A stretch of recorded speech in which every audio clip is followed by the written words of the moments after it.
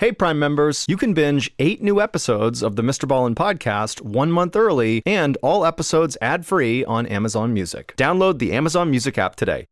Sometimes the truth is stranger than fiction, and today's podcast features 3 stories that demonstrate that. The audio from all 3 of these stories has been pulled from our main YouTube channel and has been remastered for today's episode. The links to the original YouTube videos are in the description. The first story you'll hear is called The Oklahoma Problem, and it's about a woman who discovers something buried in her past. The second story you'll hear is called The Dark Room, and it's about a man who wakes up in total darkness with no memory of where he is, but then realizes his nightmare is only just beginning. And the third and final story you'll hear is called Timothy Dexter, and it's quite possibly the most absurd rags-to-riches story ever. But before we get into today's stories, if you're a fan of the strange, dark, and mysterious delivered in story format, then you've come to the right podcast because that's all we do and we upload twice a week, once on Monday and once on Thursday. So if that's of interest to you, please sneak into the Amazon Music Follow Button's house and lightly toast all of their bread and then put it all back in the bag. Okay, let's get into our first story called The Oklahoma Problem.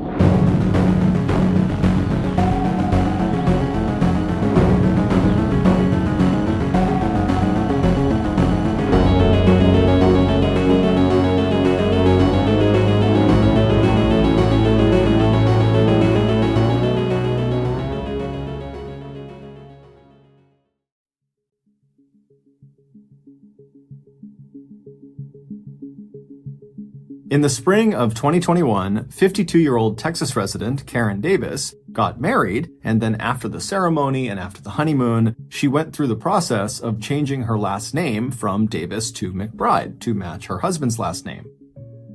After the change was done, the last step was to get a new driver's license with the new name on it. So Karen emailed the local DMV, or Department of Motor Vehicles, to set up a time for her to come in and make the change to her license. But after she sent that email, the local DMV immediately emailed Karen back, and they told her that they could not help her with this request until she resolved an issue. Now, they didn't specify what this issue was. However, they very cryptically said it had something to do with the state of Oklahoma. And then at the bottom of the email, there was just a phone number they told her she needed to call in order to resolve this issue. And so Karen's thinking, okay, that's pretty weird, but I did used to live in Oklahoma, so that probably has something to do with it. And so, not thinking much of it, she punched this number the DMV had given her into her phone, and then she let it ring. A few moments later, much to Karen's shock, a woman from the Norman, Oklahoma District Attorney's Office picked up the phone and said, "How can I help you?" Karen immediately assumed that the DMV must have made a mistake, that maybe they were trying to give Karen some other number in Oklahoma because this was an Oklahoma problem, and they had mistakenly given her the number to the DA's office.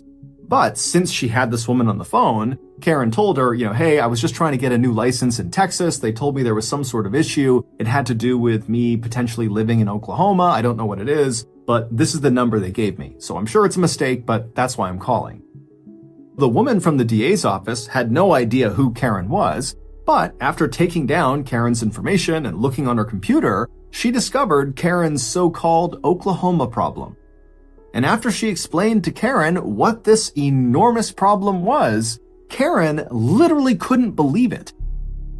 But after this woman went over the details a few more times and really showed Karen that this Oklahoma problem was very, very real, suddenly everything in Karen's life made sense.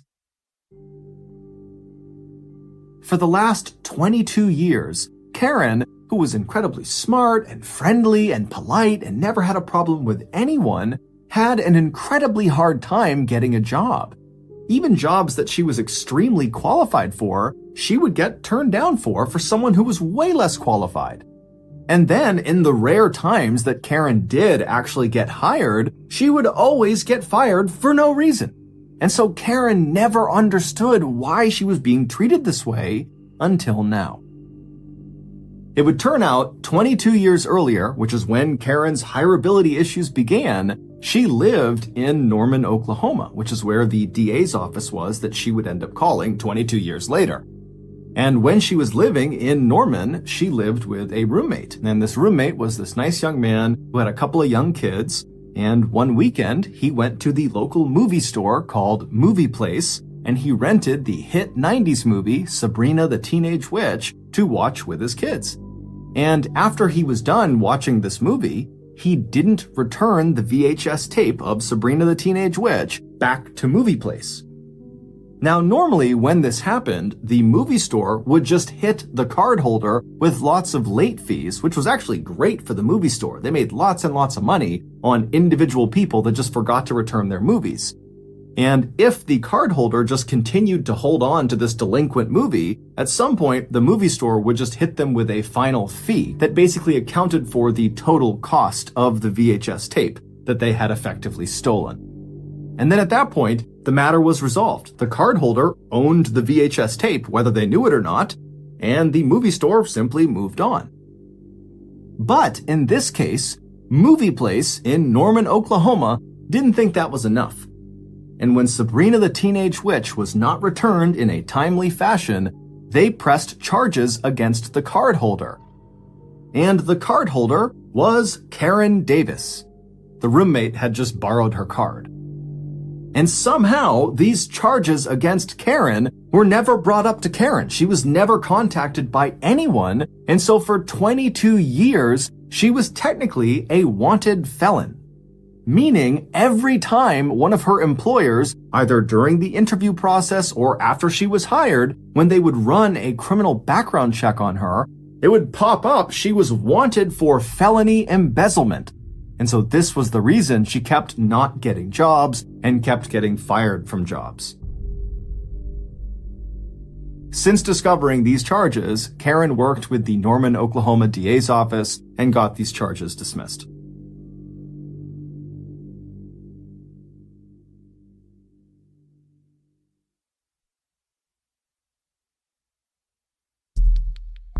Our next story is called The Dark Room.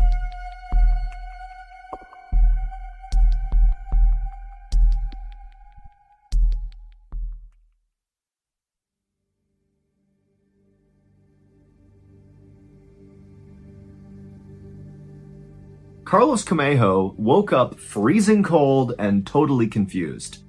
It was September 6th, 2007, and all Carlos could remember was being on his motorcycle with the hot sun bearing down on him as he wound his way on his bike through the streets of La Victoria, which is a city in Venezuela.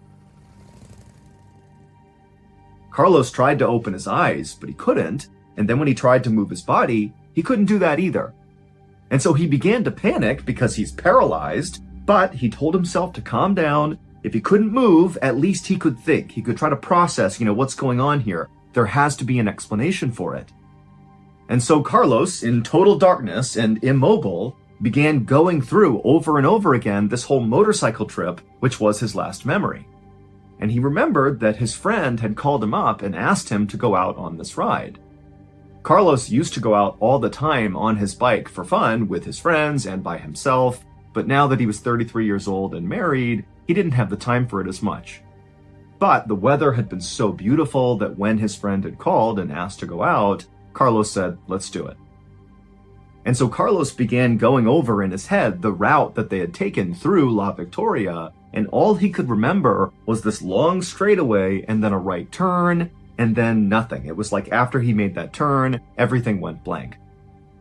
And as Carlos thought about how weird it was that one, he was paralyzed, and two, he had no memory of what happened after he made that right turn, he started to realize that he felt something against his back. It was like there was a block underneath his back, kind of right between his shoulder blades, propping his chest up, and he felt his arms kind of dangling down by the side, and it was very uncomfortable. And as he laid in this totally awkward position, he began to hear somewhere out in the ether, unfamiliar voices just kind of chatting, and immediately Carlos is like, okay, someone's here to help me. I don't know what's wrong with me, but somebody's here, I'm gonna be okay. And soon, whoever was talking near Carlos had moved closer to him, and actually Carlos began to realize that it was actually more than one person. It was at least two people talking back and forth, but again, Carlos can't open his eyes, he can't move, he can't communicate with these people. He just knows they've come closer to him. And after these people had moved right up against Carlos, Carlos suddenly felt something metal pressing up against his chin. And it was kind of sharp and it kind of hurt when it touched his chin. And Carlos wanted to scream out and tell them whatever they were doing to stop and at least tell him what was going on, but Carlos couldn't make a sound. And then Carlos began to hear this kind of mechanical whirring sound, like a machine starting up that was very close to where he was. And suddenly Carlos began panicking, like, what's going on? What are they doing to me? And as Carlos's heart rate is starting to speed up, one of the people who had moved near Carlos suddenly said, oh my God, that's impossible. This can't be. And then again, Carlos felt more pain in his chin. And then the pain got dramatically worse.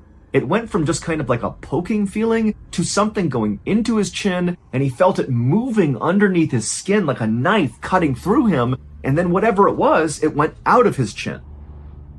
And as this is happening, Carlos is trying so hard to just wake himself up and do something to tell these people to stop, but he just couldn't do it. And then again, he felt that sharp pain in his chin, another round of something going into him, moving underneath his skin and then poking out again, and the pain became so blinding that suddenly Carlos was able to kind of break through this paralysis and his eyes shot open.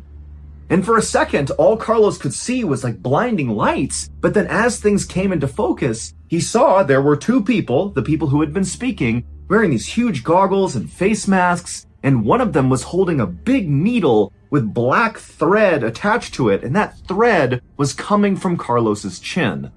They had been running that needle through his face, stitching his chin for some reason, but with no anesthetic. And so as Carlos is staring up at these people in goggles, the people in goggles are looking down at Carlos, and they're totally horrified, and they just kind of begin backing up, not really sure what to make of this. And then Carlos, again, kind of breaking through this weird paralysis he was under, he was able to lift his head up and look down at his body. And he saw, to his horror, that he was totally nude. He was laying on a metal table, and there was this Y drawn on his chest, starting at his collarbones, coming down right underneath his throat, and then straight down across his chest. And then after Carlos saw this Y on his naked body, he looked over at a tray that was right next to this metal table near these two guys in goggles who were now kind of backing up. And he saw there was a whirring instrument on this table. And it was a circular blade, a saw. That was the sound he heard. And that's when Carlos figured it out.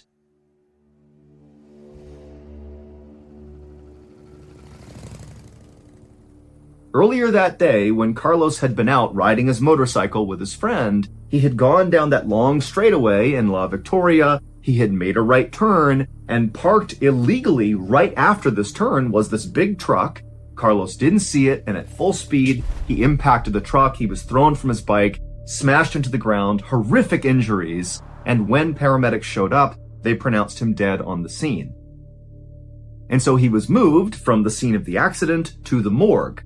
And at the morgue, Carlos was stripped naked and put on this metal table, and they placed a block underneath his shoulders, kind of propping his chest up, and they drew a Y down the center of his chest for his autopsy. The two doctors that Carlos ultimately saw chatting and performing this autopsy were going to follow that Y on his body with the circular saw. That's how they cut you open during an autopsy. But right before they were about to do that, the doctors noticed that Carlos was actively bleeding from his chin. And since he was supposed to be dead, that didn't make any sense. And so that was why one of the doctors had said, oh my goodness, this can't be. And so not really sure what to make of it, they had just grabbed a needle and begun stitching his face together to stop the blood from going down his chest. And then Carlos opened his eyes, and it dawned on the two doctors that, oh, he's alive. That's why he's still bleeding. We should definitely take care of him now. But amazingly, after Carlos came back from the dead, he was simply moved into the hallway and left on this metal table, and the doctors who were going to perform his autopsy just left the paper that said he needed an autopsy in his pocket, just kind of showing that, hey, we were just following orders. Somebody told us to give you an autopsy. This is not our fault. And that's where Carlos stayed, until his wife showed up and found him in the hallway just laying there as if he was still just waiting for his autopsy. Carlos would suffer horrible injuries from the accident and serious emotional trauma from almost being cut open during this autopsy, but he would make a full recovery.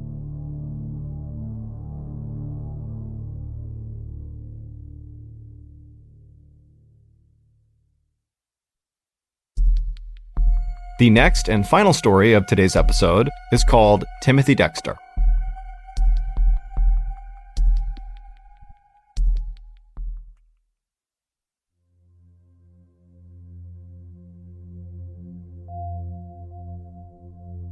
In the winter of 1748, Timothy Dexter was born in a town just north of Boston, Massachusetts called Malden. Despite being incredibly dim-witted, Timothy always believed he was going to strike it rich one day. But looking around at his family, who were a bunch of poor farm laborers, Timothy realized he would need to make some big moves if he wanted that dream to become a reality. When he was just 8 years old, he decided he would make the first of his many big moves. And this move was to drop out of second grade and go to work on a farm and then on to a leather tannery. For years, he worked hard, earning more money than his family had ever made, but he knew this line of work was not going to make him rich. And so, when he was 19 years old, he decided it was time to make yet another big move. He sold his best suit and used the money to relocate farther north to another Massachusetts town called Newburyport. He believed with their booming economy, he was bound to make some additional money there. And he was right, but his payday would not come from a higher paying job. When he arrived there, he met a lonely, wealthy widow named Elizabeth Frothingham, and he promptly married her, becoming rich overnight. After moving into her mansion and dubbing himself Lord Timothy Dexter, he suddenly felt lost. He had spent his entire life pursuing wealth, and now that he suddenly had it, he didn't know what to do with it. And so he looked around Newburyport at the other rich people and saw what they were doing, and he found that many of them held political positions. And so Timothy decided he would run for office too. But unfortunately, the voters caught on to the fact that he was a second grade dropout who couldn't read or write or think critically, so he didn't win the election. But instead of accepting his defeat, Timothy began petitioning the town to let him have his political office anyways. And the town said, no, that's not how democracy works, but Timothy didn't really understand, and he just continued to send these carefully outlined petitions explaining exactly why they needed to appoint him. The town had to bring in experts that were able to decipher what he wrote, because Timothy was deeply illiterate, and his petitions were so riddled with spelling mistakes and were so confusing that at first glance it looked like it was written in a foreign language. After they deciphered them, they would immediately deny them, but Timothy just continued to send them. And so finally the town got so fed up with all of his petitions that they decided they would just give him a fake political title just to get him to stop, and to low-key humiliate him. They offered him the title of the Informer of Deer, and they told him his job was to look high and low all over Newburyport for any signs of deer activity. And the joke was, in Newburyport, there are no deer. But Timothy did not find this humiliating. He did not see the joke in it. He took it very seriously and believed his petitions had worked. And so he took his political title, and with great enthusiasm, he got to work, spending all hours running all around the town, carefully documenting all deer activity, of which there was none. At the end of his term, Timothy felt like he had accomplished a lot as the Informer of Deer and was ready to move on from political office. And so he turned in his official Informer of Deer logbook to the town and told them they should pass it along to the next Informer of Deer to get them up to speed. Unfortunately, when the town opened that logbook, they found it contained only crude pictures of deer and then illiterate ramblings about deer that were so difficult to decipher that even the experts weren't able to do it. And so the logbook was thrown away, and the Informer of Deer position was never filled again.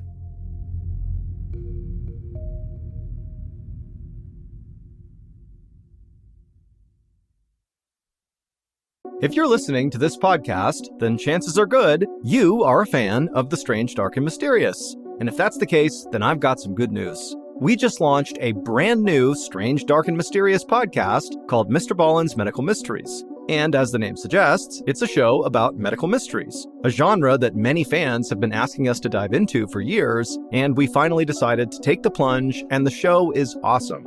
In this free weekly show, we explore bizarre, unheard of diseases, strange medical mishaps, unexplainable deaths, and everything in between. Each story is totally true and totally terrifying. Go follow MrBallen's Medical Mysteries wherever you get your podcasts, and if you're a Prime member, you can listen early and ad-free on Amazon Music. Hey listeners, big news for true crime lovers. You can now enjoy this podcast ad-free on Amazon Music with your Prime membership. Listen to all episodes of my podcasts, MrBallen's Medical Mysteries and MrBallen's Strange, Dark, and Mysterious Stories, along with a huge collection of top true crime podcasts, completely ad-free. No more wading through cliffhangers or dealing with ads, because let's be honest, ads shouldn't be the most nerve-wracking part of true crime. To start your ad-free listening journey, download the Amazon Music app for free or head to amazon.com/ballen. That's amazon.com/BALLEN. Dive into uninterrupted true crime stories today.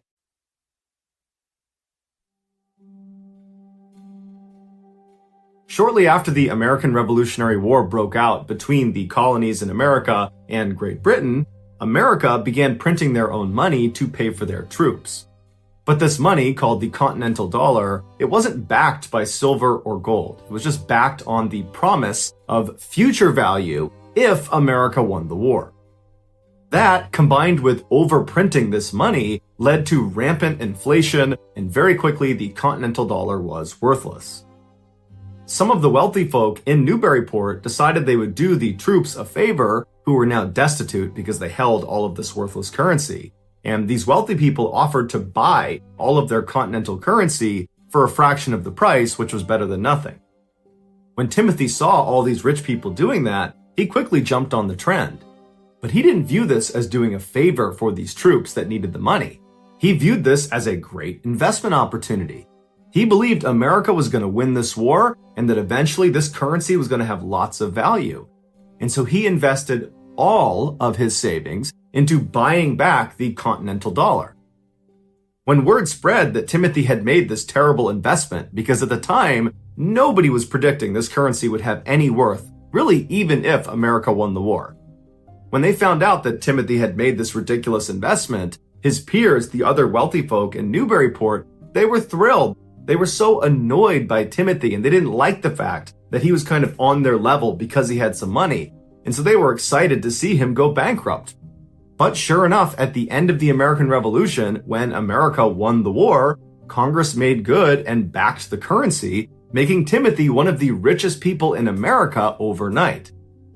Right away, Timothy used his second big windfall of cash to purchase the most luxurious mansion in the richest neighborhood in all of Newburyport.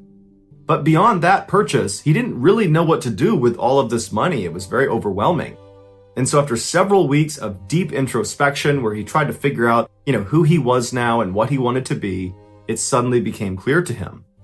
He needed to construct 40 wooden statues of random famous men on his front lawn. These statues included George Washington, Napoleon Bonaparte, Thomas Jefferson, and of course himself. The inscription under his statue read, "The first in the East, the first in the West, and the greatest philosopher in the Western world." After his sculpture was done, Timothy went out to inspect all 40 statues, and he discovered what he believed to be a huge discrepancy on one of them. Underneath Thomas Jefferson's replica, it said the author of the Declaration of Independence, which is accurate. But he told his sculptor that he was supposed to put down the author of the Constitution. And the sculptor very gently said, "That's not right, it should be the Declaration of Independence." Timothy became irate, he was not having it, and so he ran into his mansion and came out with his oversized hunting rifle and began firing at the sculptor's feet until he made the change. After Jefferson's title was fixed, Timothy noticed another discrepancy on another statue. He walked over to the George Washington replica and looked underneath it at the inscription which said George Washington. And Timothy just shook his head, got out a paintbrush, covered it up, and wrote one word, Pitt. Just Pitt. Because periodically Timothy would confuse George Washington's name with Pitt, and nobody could convince him otherwise.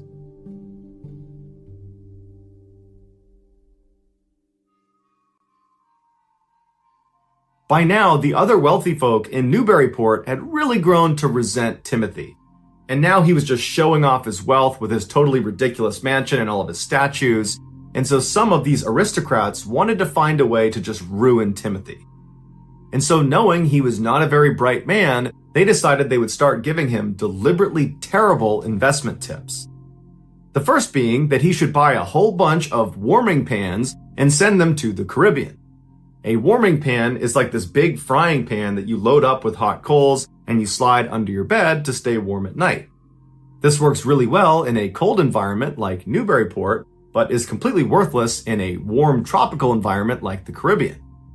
But Timothy believed he was being given some great insider trading information and absolutely took this to the bank. And he went and bought 2 ships and he loaded them up with 40,000 of these huge warming pans and he fired them off to the Caribbean. And when they got there, the locals didn't know what they were or what they were for, but they found these warming pans served as great ladles for molasses. And they all sold out for a huge profit. And so Timothy went to those aristocrats and he thanked them for their incredible investment tip. These rich people were furious that their plan had backfired, and so they decided they would pitch him another, even worse investment tip that was bound to ruin him. They told him, why don't you buy up a whole bunch of coal and send it to Newcastle, England? Newcastle being the coal capital of the world, where there was so much coal there was actually an expression at the time, that's like sending coal to Newcastle, which meant you're doing something completely pointless. But these fine rich folks had never done Timothy wrong, and so he took their advice and once again took it to the bank. He loaded up his ships with coal and he sent them off to Newcastle. And this would have ruined him had it not been for the coal workers' strike that occurred right before his shipment arrived. And so when Timothy's coal arrived on the shores of Newcastle, there was a coal shortage and all of his coal sold out for another huge profit. And so once again, Timothy went back to the aristocrats and said, thank you for the incredible advice. Now truly irate that their plan has backfired 2 times, these aristocrats got together and said, okay, we gotta set him up for something that's going to make him fail. And so they pitched him one more terrible investment tip. This was, hey Timothy, why don't you go buy all the whalebone you possibly can? Just hoard it, keep it in your house, because someday it's gonna get really valuable. At the time, whalebone was extremely expensive and losing its value every single day. But again, Timothy thinks these people have never done me wrong, I'm gonna do just that. And so he went out and he collected thousands of pounds of these rotting whale bones and made a huge stockpile in his basement. And shortly after he had built up this mountain of bone, over in France, it became fashionable for men to wear corsets. And wouldn't you know it, these corsets were made out of whalebone. And so once again, Timothy's investment completely paid off. And so he tipped his hat for a 3rd time to these rich folks that just keep making him more and more money. After these 3 big investment wins, Timothy was very confident and he viewed himself as a shrewd investor. And so he began to believe that he could identify winning investments himself. And so the first winning investment that he identified was to purchase all these stray cats in Newburyport that were lined up for euthanization. Timothy figured these mangy, sick, feral animals would make great house pets in the Caribbean. And so he loaded them all onto his 2 ships, he fired them across the sea, and wouldn't you know it, they sold like hotcakes. Not because they were cute and cuddly, but because, unbeknownst to Timothy, the Caribbean had a huge rat infestation problem in their warehouses, and so his shipment of stray cats arrived at the perfect time.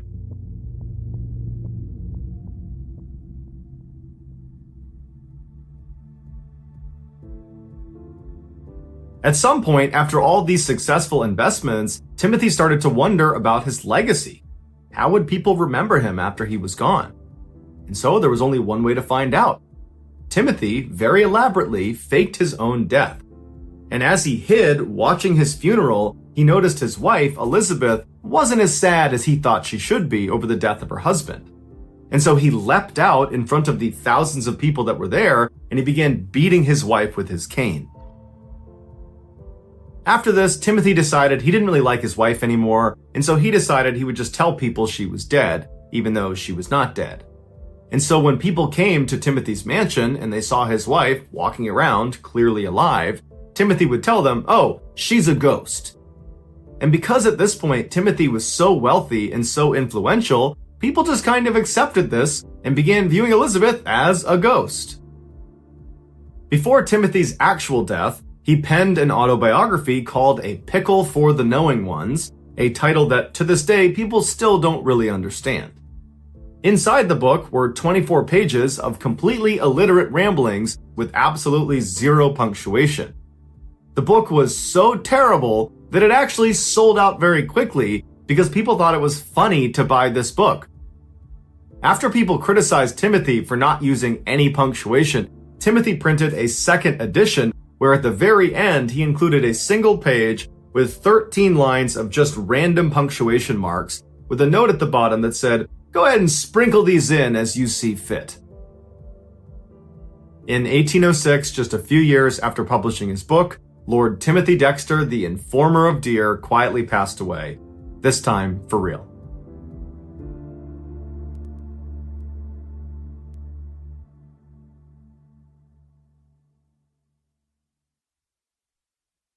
A quick note about our stories. They are all based on true events, but we sometimes use pseudonyms to protect the people involved, and some details are fictionalized for dramatic purposes.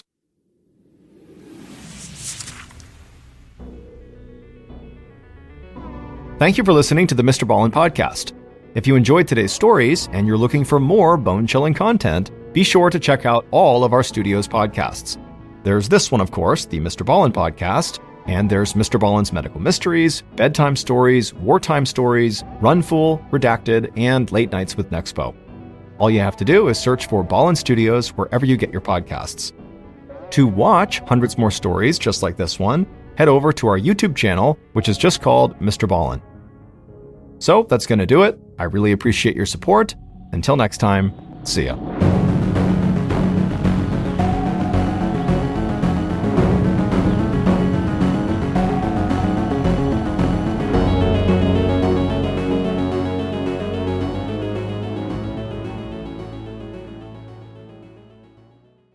Hey Prime members, you can binge 8 new episodes of the MrBallen podcast 1 month early and all episodes ad-free on Amazon Music. Download the Amazon Music app today. And before you go, please tell us about yourself by completing a short survey at wondery.com/survey.